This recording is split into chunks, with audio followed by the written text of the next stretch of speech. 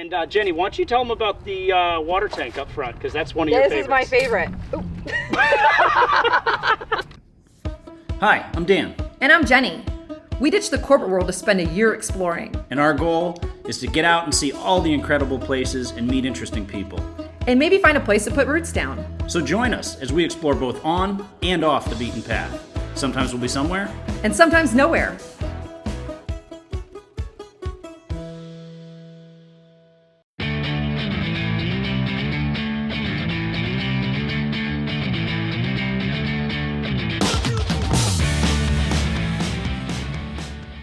All right, well, hey everybody, welcome to the next episode where we're going to do a thorough walkthrough of the Jeep. Really, over the last couple of weeks as we've launched the channel, after we told people what we were going to do, the first thing was shock and surprise, people wishing they could come, and then they said, well, so you're going to be living in a Jeep for a year, and how's that going to work? And then there was lots of questions. So we figured what we would do is we would just put one video together, walk through the Jeep, walk through the setup, and answer some of the common questions. So we're going to do that here for you today. So Jenny, anything to add before we jump in?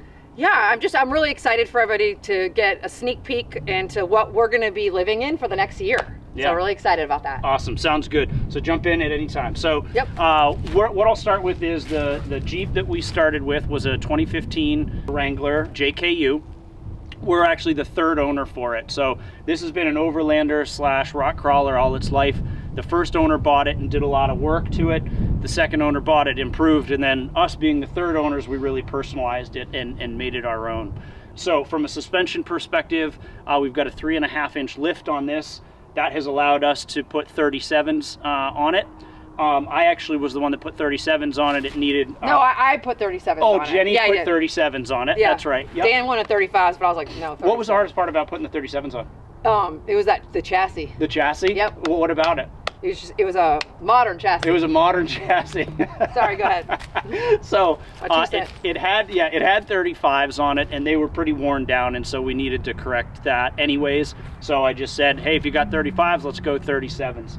So with that came a bunch of other work that we had done to the suspension. The Jeep came with a real bad case of death wobble, so I had that fixed. What we also did to it is a lot of work underneath to shore up essentially the front axle, make it strong enough for 37s. Also, because it was a Rubicon with stock 410s, I had it re-geared to 513s so that it wasn't such a dog. That's really what we had to start with from a suspension and chassis perspective. Because of the 37s, we had to put on different rock sliders here because the other ones were too long. And then starting at the front, obviously what we have here is a winch. We're going to be solo the entire time, and so recovery is really important when you don't have another vehicle. As folks can see, we've got a 20-inch light bar on there as well. Coming up here, we've got ditch lights as well, and these are all controlled from an Spod that I then had connected with Bluetooth so that if we're at camp or we're up top and we're doing something in the evening, we can use Bluetooth and light the entire area up. Another mod that we had done to it was that antenna that you see on the left is a cell booster.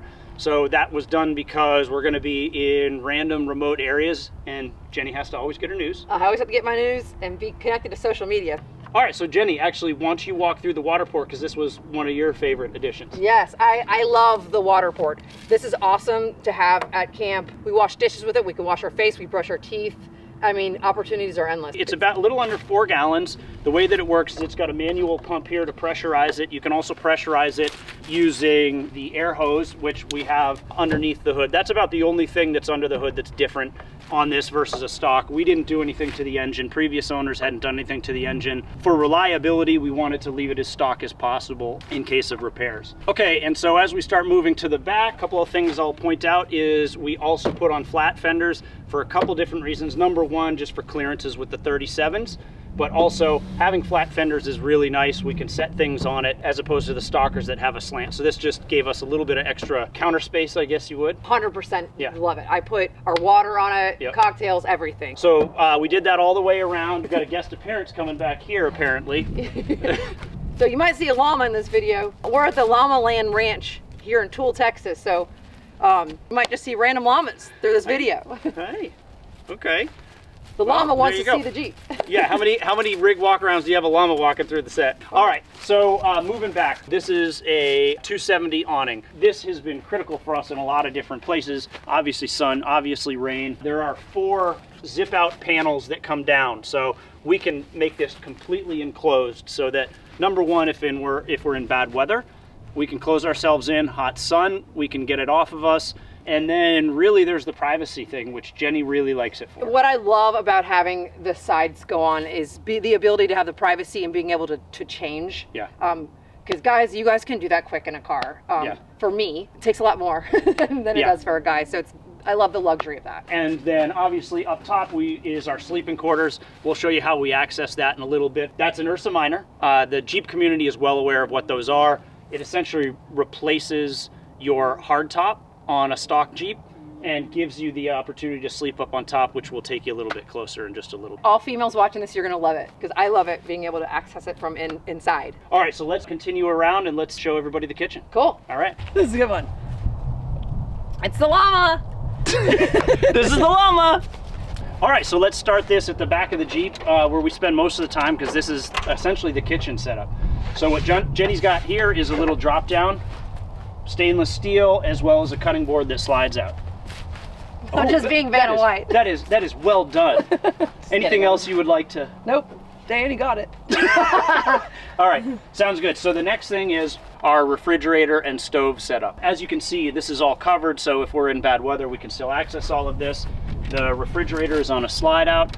This is all Goose Gear. We met these guys at Expo East, and they're a family-run company. They were so polite and so helpful. Yep. So we have a complete decked system by Goose Gear, so there's no back seats in this. It's one big deck with storage underneath, which essentially the previous owners to put this in, was already here.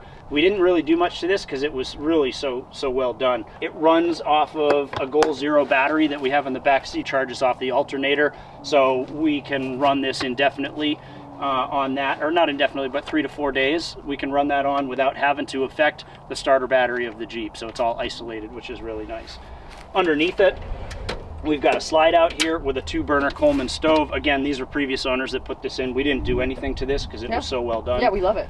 Yeah, that all connects to 5-gallon propane. This lasted us 8 months when we were doing it part-time, so we expect that even at just a 5-pound propane, this should last us months. Yeah, so. lasts us months. Yep. All right, so what we'll do now is we'll pack this away, and then we'll show you what you might have seen in an install video, but what is Jenny's favorite portion. So let me get this out of the way for you, Jenny, and you can show. Yes. So if you guys saw the Goose Gear drawer install, one of my biggest pet peeves was having to pull out these containers every single time if we forgot something like a fork or a knife. So Dan installed these Goose Gear drawers. Now this gives us the ability to easily access both our cooking and our food and beverage center. Absolutely love this. So then if we move to the tailgate, so obviously as people can see, we got a full spare on here if we need it. We've got recovery boards right here. And then we've got what is essentially a replacement for the Trasharoo. We had the Trasharoo on here for a while, and it was okay, but it wore out pretty quick. We saw this NBX trail gear at Expo East. So far, it's been really great. And a fellow Overlander that makes it. Yeah, so that's right. And then, what we're doing. And then finally on the tailgate here, it might not come through well, 10-gallon auxiliary fuel tank up here. You got a llama. You got a llama. Look at it. Tink, tink, tink. It's okay. It's okay. All right, you got it? Okay, yep. So Stalker, this has a 17-gallon fuel tank on it. This gives us an extra 10 if we need it for additional safety.